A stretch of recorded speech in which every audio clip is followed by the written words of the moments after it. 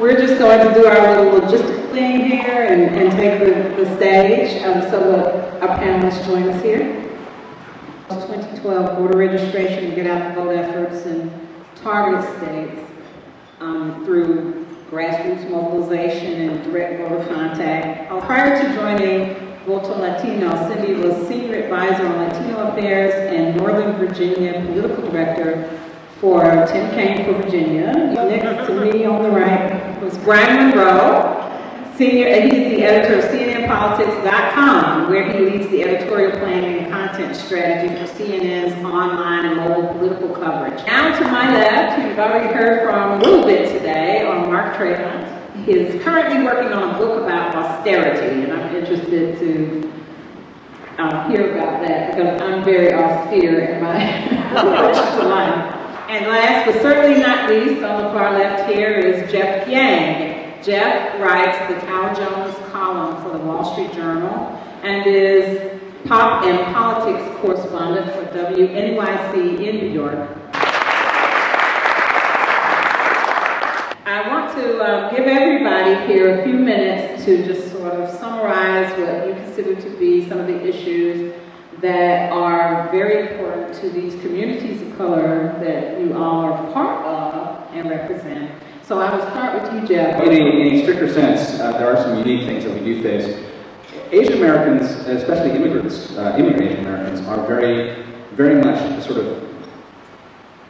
foreign policy is domestic voters. They're strongly influenced by the positions people take towards ancestral and or native countries. And we are seeing an ugly strain, actually on both sides of the political spectrum, of nativism that is emerging, especially in vocal and frankly scary positioning around China. And a lot of this comes out in issues related to trade and to the national debt. But the specter, and specter really is, of imagery that invokes warfare. I'm going to start with a fantasy. We'll go from there to reality. My fantasy is this idea that somehow there's a secret code in the Constitution that if you look with the right lens shows that Indian country has its own electoral college, and each of the tribes combined have electoral votes that if you add up would be enough to start the ball rolling. And so far, in fact, that they probably start by as goes Navajo, goes the nation. Of course, the actual truth is just the opposite, and that is that American Indians and Alaska Natives tend to have the lowest percentage of any ethnic group voting in the country. And there are a number of reasons for that that go back. In some cases, for example, in New York State, many of the tribes there view American elections as something they should not philosophically participate in because it undermines their sovereignty. Whereas you have in the West, many of the treaty tribes, like mine, view participation as a natural thing and something you should engage with. It's at the point where the National Congress of American Indians, which is the largest intertribal group, has actually said that it has become a civic emergency because the level of voting is so low in this country. I'm Bryan Monroe, and I've been working in areas of diversity and journalism for, a good part of the last 25 years or so. And somehow or another, I still remain an optimist. I believe that there is enough goodness in journalism and enough smart people getting to places and positions where we can make a difference, that we can change the tide in how all of our communities are covered, both accurately, fairly, and completely. Not all of us have someone like Asanya Ross that we can call in the middle of the night or text on Facebook and say, "Do you believe what so-and-so just did?" and bounce things off of. But sometimes it's helpful as we formulate our own coverage plans and how we're going to handle, or how, as importantly, we're going to help others handle stories. But, Mark talks about his utopia. My utopia is being able to turn on CNN or NBC or CBS or the local news station and see a story around April 15th about taxes and how everyone's got to file their taxes tax day, and see the entire story filled with regular people of color, Black accountants, Asian families, Native American postal workers, who are all doing their job in a story that has absolutely, positively nothing to do with the color of their skin. And, you know, and we can see those every day on every topic, and not just seeing the black folks in sports or Hispanics in crime or all the other stereotypes that we're so used to seeing. In terms of the Latino community, you know, it's funny because we always hear about Latinos being the sleeping giant, and I always wonder, ¿cuándo se van a levantar? When are they going to wake up? And we always hear this. I don't know if you guys, you know, hear it in every single election. The sleeping giant, the sleeping giant, the sleeping giant. Well, Latinos are currently 52 million plus in the U.S. We are that silver lining in America and in our future, and we do have a deep belief in this country.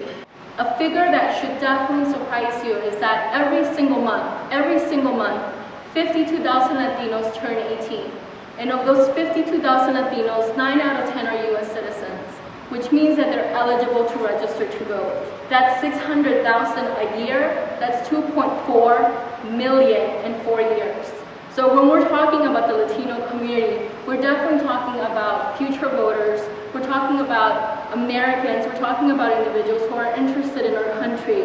But that issues that impact us are economy and jobs. It's education. It's civil rights. It's healthcare. It's immigration. It's labor and work rights. So definitely across the board, a lot of issues. And as we look at this electorate, we're looking at things like the voter ID and how that impacts our community, the voter purges that are happening, the foreclosures that happened in 2010 and that are still happening, and that it seems that are not being highlighted, and the impact that that will have in this election. Thank you, Sindy. Let's just jump right on the subject that you raised, Sindy, which is voter ID. Whenever we start talking about the issues that are underreported or not reported at all, the conversation invariably goes to voter ID and the changes in the voter laws. Okay, so I'll throw it open to any of you on the panel here to take a bite at it. What's not being reported about this specifically? If there's one thing that the voters do need to know that's not getting to them now. Today, in the state of Pennsylvania, the final arguments, closing arguments for the voter ID case in the legislature in Pennsylvania that's being appealed. And it's in Pennsylvania, they did a look to see how many actual cases of convictions of voter fraud have there been in the last 5 years. The number was 0. Yet it has been an issue that many folks, and we hear from readers and viewers, who are saying, of course, you know, you need an ID to buy liquor, you need an ID to do a whole bunch of things, you should have an ID to vote. But one of the real issues is around why have each side gone after this issue? This election, we talked about this in the panel earlier, if you look back in the 90s, when Bill Clinton was running, there were roughly 40% on one side supporting him, another 40% on the other side who didn't support him, and about 20% in the middle who weren't sure, who could have their minds changed or hadn't made up their minds.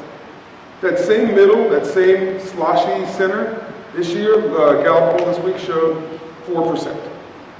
4% of the folks have said they haven't made up their mind. That means that roughly 96%, almost equally split, already know who they're going to vote for in August.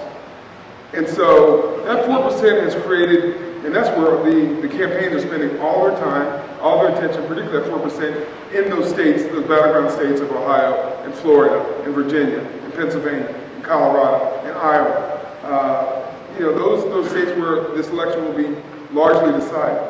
But so that 4% is made up of a whole bunch of little slivers and slices. And so whereas in the past, maybe one particular slice of the African American community would matter that much, or one particular piece of the Latino community would matter that much, every slice counts this time around. And there's going to be intense, multi-billion-dollar fighting over those slices.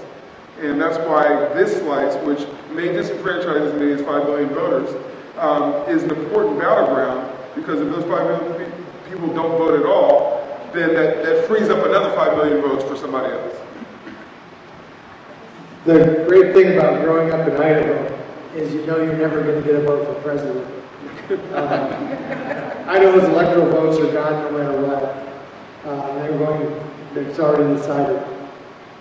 Even then, the state system goes out of its way to disenfranchise people who would try to have a say. An example of that is, this is a tribal identification card. It's issued by the Shoshone-Bannock tribes to all tribal members. It's used to enforce treaty rights.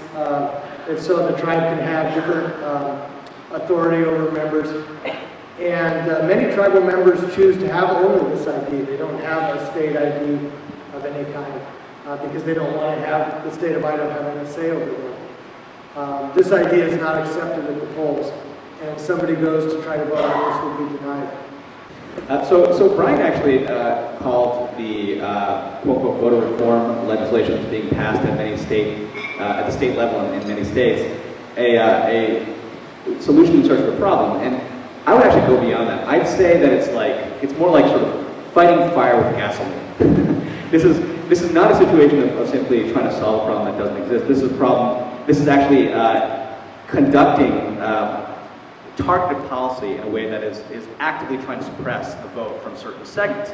And the reason why it's exacerbating the problem is that, by and large, the problem we have in the United States is not people who can't vote trying to vote, it's people who should vote not voting.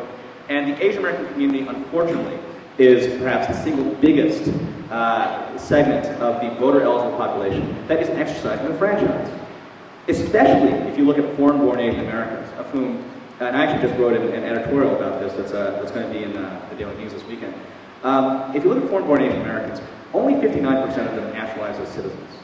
Of those, only 50%, no, not of those, total of foreign-born Asian Americans, 50% registered to vote.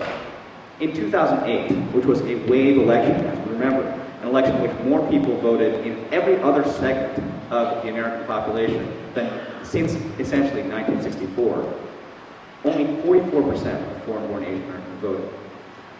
So we're not talking about this massive army of illicit immigrant voters who are choosing to show up at the polls and trying to steal votes in an election. We're talking about a situation in which a basic tenet of being an American citizen is not being utilized. And as one of the things which I think is really interesting is that a lot of this is coming on the heels of information showing that Asian Americans, long thought of as a true sort of swing vote in the sense of being a balanced vote, a vote which was effectively evenly divided between Republicans and Democrats, actually are significantly more Democratic and actually more so over time. That what we're seeing is over the elections, over the course of successive elections, Asian Americans are increasingly voting for the Democratic ticket at the federal level. And all of a sudden, we're starting to see this sort of legislation being enacted that suppresses immigrant voting. I don't think that that's entirely a coincidence. I think we're seeing now a situation where people are as noted by Bryan, using every possible tactic to sway the very thin slices of the electorate that might be making a difference. And to the extent that Asian Americans can make a difference, to the extent that we've seen headlines recently saying, are we the next swing vote, Asian Americans growing political clout, et cetera, et cetera, et cetera, I think there's an active set of measures being taken right now to try to prevent that from happening. So here's a question that actually has been on my mind for quite some time.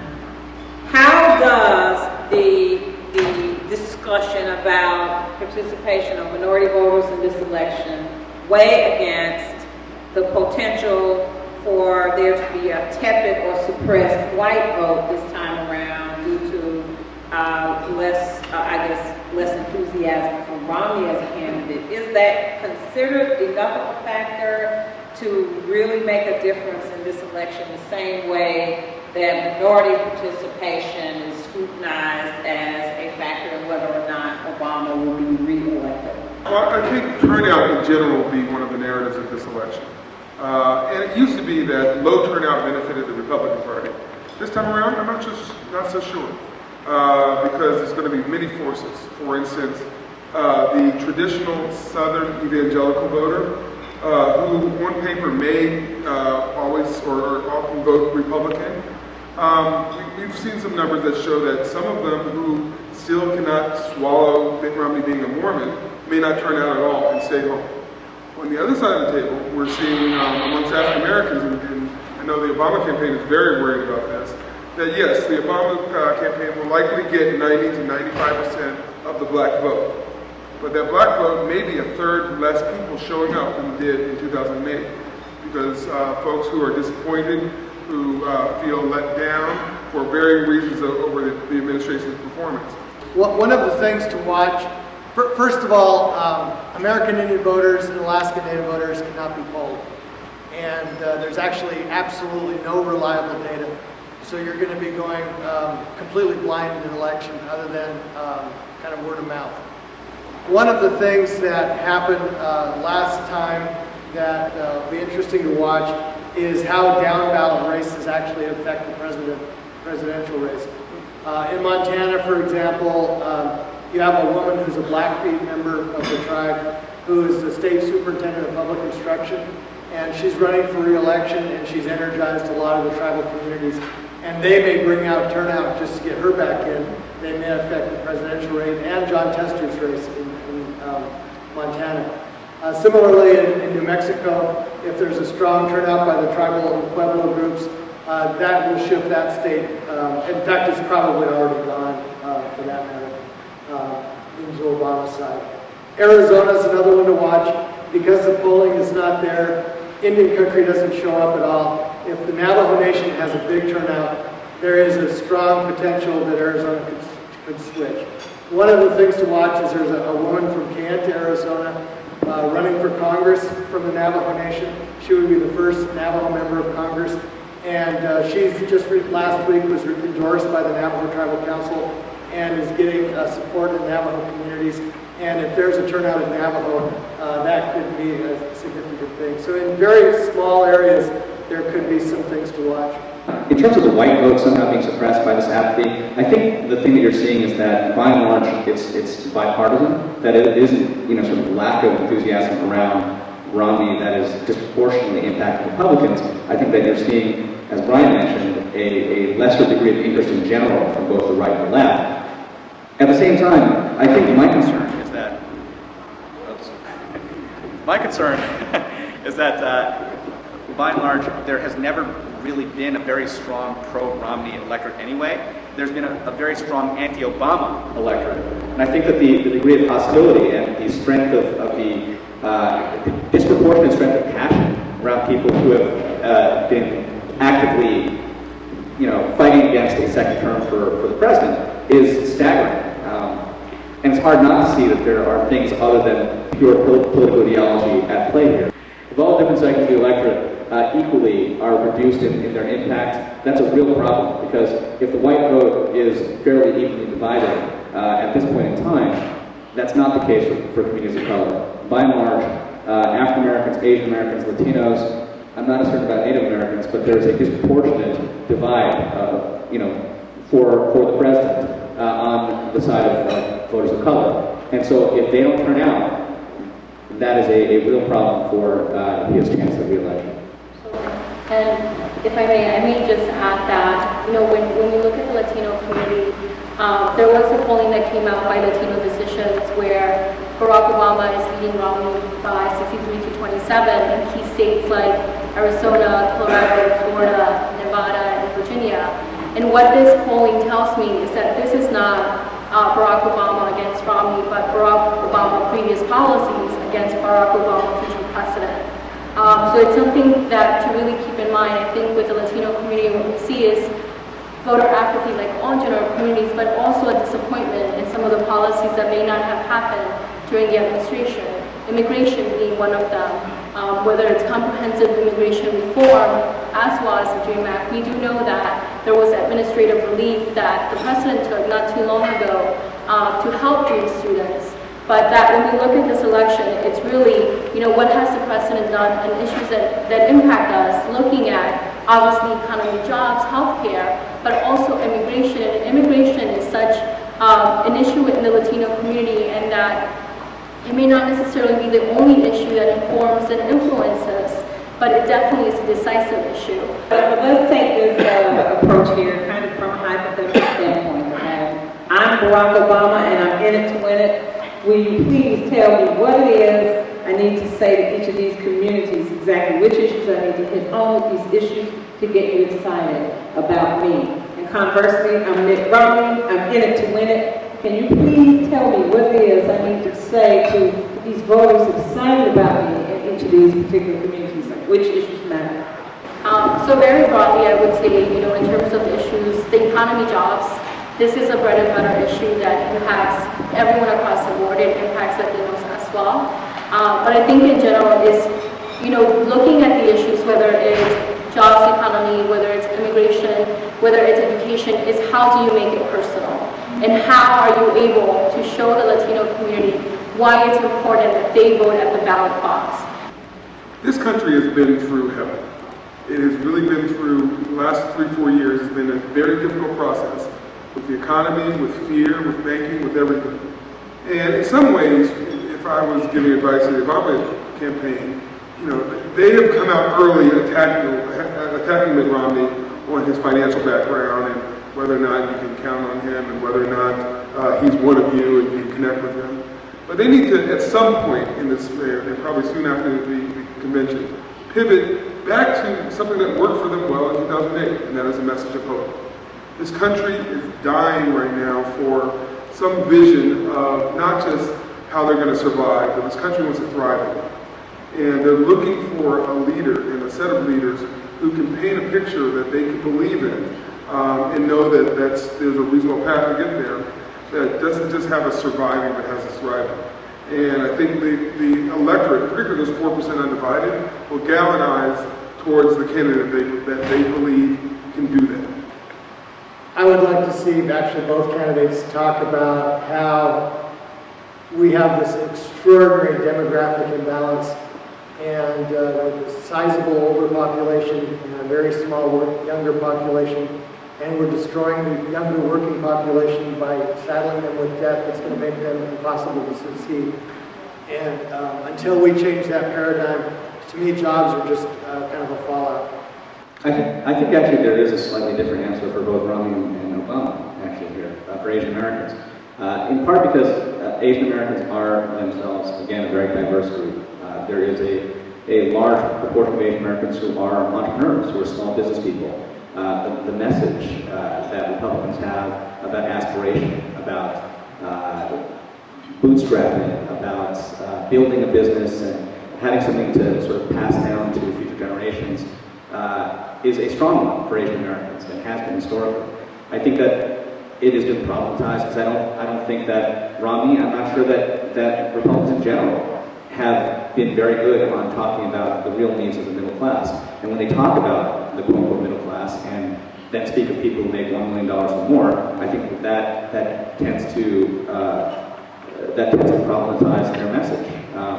So I think if Romney were able to actually step forward with a clear, even a fact-free, but just sort of more call to action message around the promise of this country and laddering up and the holding out hope for social advancement, things which actually led a lot of Asian Americans to come to America to begin with. At the same time, I think Obama actually is a unique place. I've written before. I mean, I have an interesting beat. I read about pop and politics, so I can say pretty much anything I want. In many ways, Obama feels like the first Asian American president. And there are a lot of reasons for this. I mean, he grew up in Hawaii, only state in the Union is majority Asian American. He spent time in Indonesia. As a child, he has an Asian American sister-in-law and nieces, and he's got a lot of real connections to the Asian American population.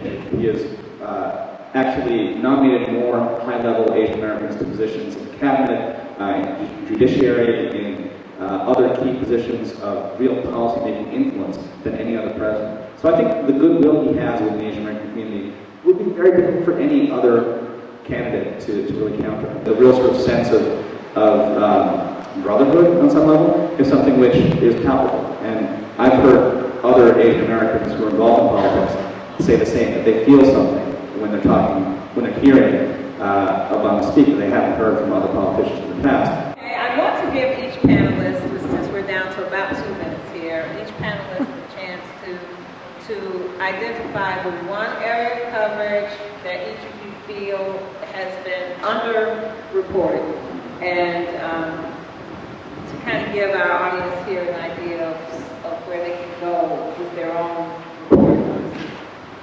The election strategy this year around economics versus demographics. That the Romney campaign is largely playing their cards in the economic world. If you've lost your job, if you've lost your house, if you've been laid off, if you had economic issues, if you've seen your savings go away, you can blame the current president and you should vote for Mitt Romney. On the other hand, the Obama administration is playing their narrative where if you are black, Hispanic, female, gay, lesbian, elderly, young, the demographics, if you're in those, particularly in the swing states, you should vote for the Obama administration because he speaks for you. And the question is going to be, which one of those two arguments is going to win out? And we won't know until election day. Don't assume that it's over for one candidate or another by the latest poll or the latest ad or the latest turn of the news events. Because everything can change and everything will change many, many times before November 6th. So, as they say, sit down, strap in, it's going to be a bumpy ride.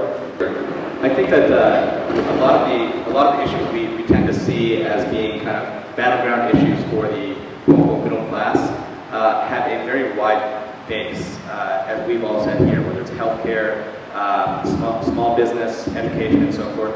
And I think a lot of the most interesting stories are what happens when you actually look at the intersection of some of these communities and some of those wider issues.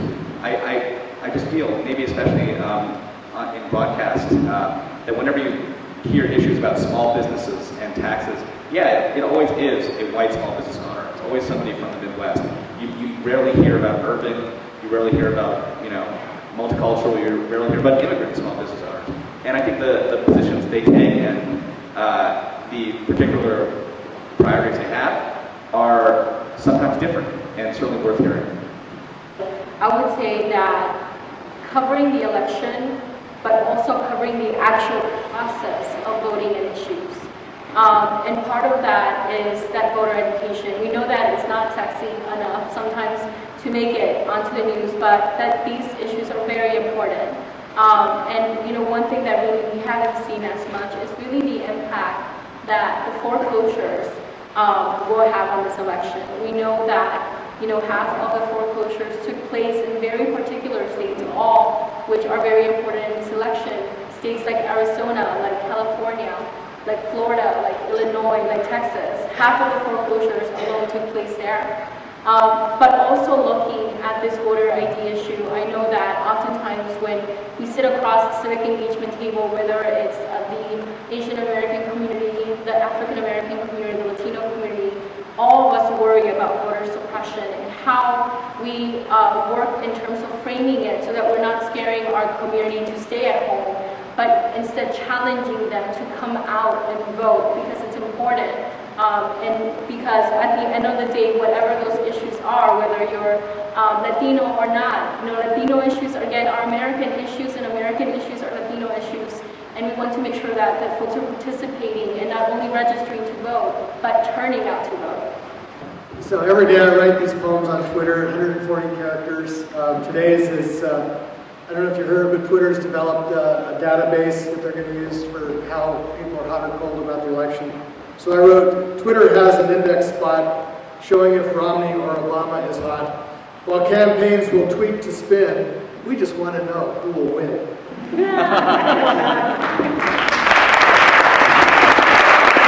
about this summation, I want to give all of our panelists a hand for that.